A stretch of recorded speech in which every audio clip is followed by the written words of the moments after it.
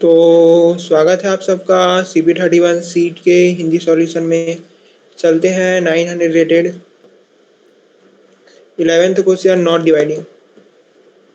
ठीक है, तो you are given an array of n positive integers a1 a2 an. In one operation you can choose any number of the array and add one to it.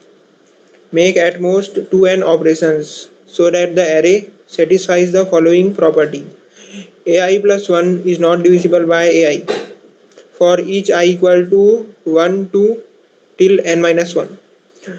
You do not need to minimize the number of operations. ठीक है, यहाँ पर क्या बोल रहा है कि हमें एक एरे दिया हुआ है, ठीक है, जिसमें कुछ एलिमेंट्स हैं a1 a2 a3 an तक।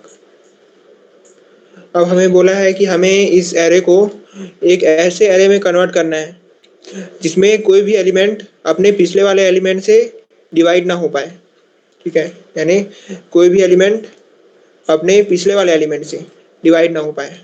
ठीक है, यानी हम किसी भी एलिमेंट पर जाके चेक करें कि ये अपना अपने पिछले वाले एलिमेंट से डिवाइड हो रहा है कि नहीं, तो आंसर हमेशा नो आना चाहिए कि जो भी एलिमेंट है वो अपने पिछले वाले एलिमेंट से डिवाइड नहीं होगा। ठीक है, तो ऐसा एरे बनाना है हमें, और ऐसा एरे बनाने के लिए हमें एक ऑपरेशन परफॉर्म करने का यहाँ पर फ्रीडम दिया है। वो ऑपरेशन क्या है, हम कोई भी एलिमेंट चुन सकते हैं एरे में और उसके वैल्यू को +1 इंक्रीमेंट कर सकते हैं। ठीक है, और इस ऑपरेशन को हम मैक्सिमम 2n टाइम्स परफॉर्म कर सकते हैं। यानी अगर एरे का साइज n है तो इस +1 करने वाले ऑपरेशन को हम मैक्सिमम 2n टाइम्स परफॉर्म कर सकते हैं। ठीक है,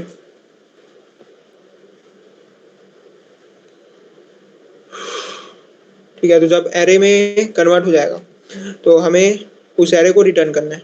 ठीक है, ठीक है, जो रिजल्टेंट एरे आएगा उसको हमें रिटर्न करना है। अब इसका जो टाइम कॉम्प्लेक्सिटी है, तो जो टाइम लिमिट पर टेस्ट दिया है वो है 2 सेकेंड। ठीक है, तो एक टेस्ट के लिए हमें दिया है 2 इंटू 10⁻8 ऑपरेशन। ठीक है,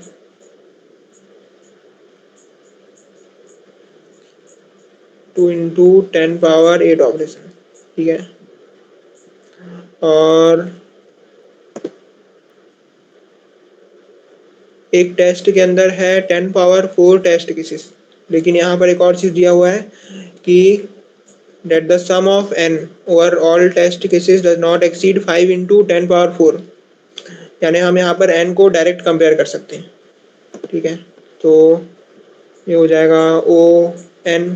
ठीक है, यहाँ पर ओ एन का सॉल्यूशन चलेगा क्योंकि जो 5 इंटू 10⁻4 है वो 2 इंटू 10⁻8 से छोटा है। ठीक है, वैसे ही ओ एन लॉग एन भी चलेगा। ठीक है,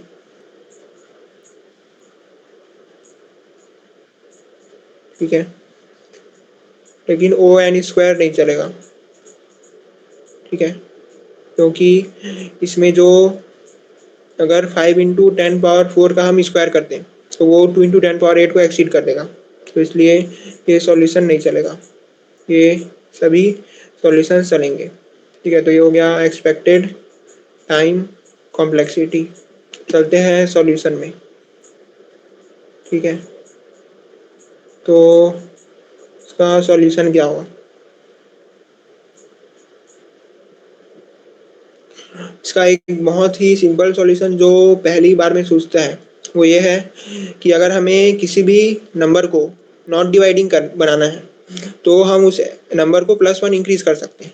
ठीक है, मान लो ऐसा है। ठीक है, ये कह रहे हैं जिसमें जो 4 है उसमें जाके हमने चेक किया कि क्या वो अपने पिछले नंबर से डिविजिबल है या नहीं है। अगर ये अपने पिछले नंबर से डिविजिबल है तो हमें इसको नॉट डिविजिबल बनाना है। तो नॉट डिविजिबल बनाने के लिए हम कुछ नहीं करेंगे, सिर्फ इसको +1 इंक्रीज कर देंगे। तो क्या हो जाएगा, ये हो जाएगा 25। तो ये अब अपने पिछले वाले नंबर से डिविजिबल नहीं है। वैसे ही मान लो एरे में कहीं पर लिखा हुआ है 7 21, ठीक है। तो यहाँ पर दिख रहा है कि जो 21 है वो अपने पिछले नंबर से डिविजिबल है। अब इसको हमें बनाना है नॉन डिविजिबल, तो क्या करना पड़ेगा, सिर्फ 21 को +1 इंक्रीज करना पड़ेगा। तो 21 हो गया 22। अब जो नंबर आया वो अपने पिछले वाले नंबर से डिविजिबल नहीं है, तो यानी हम क्या कर सकते हैं, हमें जो एरे दिया हुआ है, ठीक है,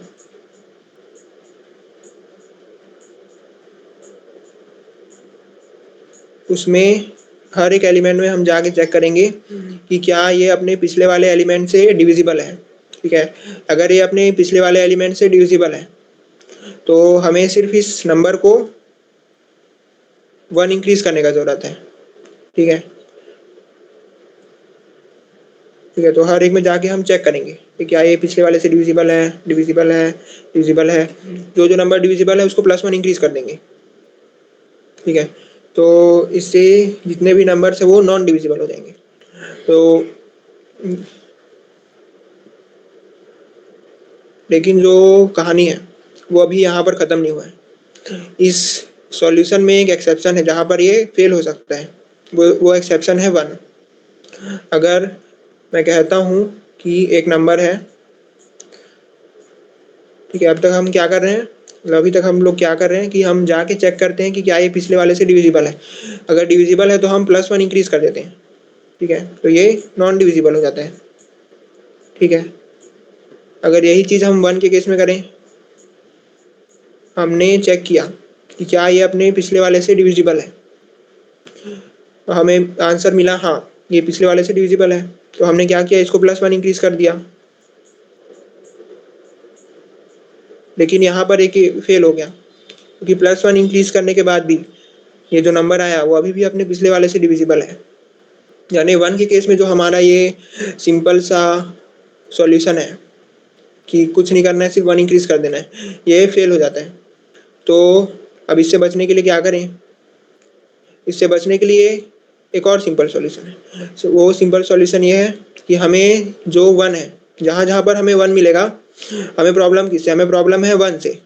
कहीं पर 1 आ रहा है उससे हमें प्रॉब्लम है, तो हम क्या करेंगे, जहाँ जहाँ पर 1 आ रहा है उसको 1 इंक्रीज कर देंगे, तो 1 नहीं रहेगा वो 2 हो जाएगा, ठीक है। तो जो प्रॉब्लम था उसको ही खत्म कर दिया हमने, जहाँ पर 1 मिला उसको 2 बना दिया, ठीक है। अब कोई प्रॉब्लम नहीं आएगा क्योंकि बाकी नंबर्स के लिए ये अपना जो मास्टरपीस सॉल्यूशन है, ठीक है, सिंपल सॉल्यूशन, ये सबके लिए चल ही रहा था, सिर्फ एक के लिए फेल हो रहा था, तो उसको हमने अलग से हैंडल कर लिया। अब इसमें जो हमें मैक्सिमम ऑपरेशन का लिमिट दिया है वो है 2n, यानी 2n से ज़्यादा ऑपरेशन परफॉर्म नहीं करना है। तो क्या हम इस लिमिट को एक्सीड कर रहे हैं या नहीं कर रहे हैं, तो अगर मान लो हम क्या कर रहे हैं, हम हर एलिमेंट में जाके चेक कर रहे हैं कि ये डिविजिबल है या नहीं। मान लो कि हर एलिमेंट को हमें 1 इंक्रीज करना पड़ गया, ठीक है, जितने भी एलिमेंट थे एरे में सभी को हमें 1 इंक्रीज करना पड़ गया। तो जो मैक्सिमम आएगा, ठीक है, अगर हम मैक्सिमम निकाल लेते हैं और वो 2n से कम या उसके बराबर आता है, तो हम बोल सकते हैं कि ये सॉल्यूशन मैक्सिमम लिमिट को एक्सीड नहीं कर रहे हैं, ठीक है, क्योंकि जो मैक्सिमम है वही 2n को एक्सीड नहीं कर रहे हैं, ठीक है। प्रॉब्लम तब होगा जब 2n को एक्सीड करेगा। तो ठीक है, तो हम हर एक में जाके चेक करेंगे। तो मान लेते हैं कि हर एक इंक्रीज हो गया, तो इसमें लगे n ऑपरेशंस। उसके बाद मान लो कि हर एक जो नंबर था वो इसमें 1 था, तो हमने हर एक को 1 इंक्रीज किया ताकि हर 1 गायब हो जाए, सभी के सभी 2 बन जाए। तो उसमें कितने लगेंगे, उसमें भी मैक्सिमम n ऑपरेशंस लगेंगे क्योंकि एरे का साइज n है। तो ये मैक्सिमम से मैक्सिमम, जो वर्स्ट से वर्स्ट केस हो सकता है, उसमें भी ये 2n को एक्सीड नहीं कर रहे हैं, इसलिए ये सॉल्यूशन चलेगा और ये राइट है, ठीक है। तो अब चलते हैं इसके कोड में।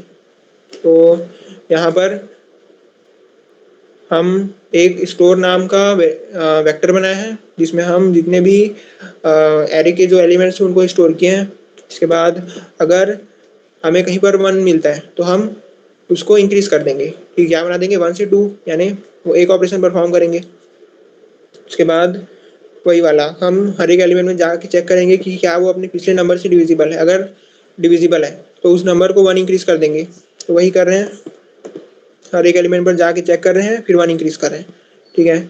और उसके बाद जो रिजल्टेंट एरर आएगा उसको हम रिटर्न कर देंगे, ठीक है। तो ये हो गया इसका कोड।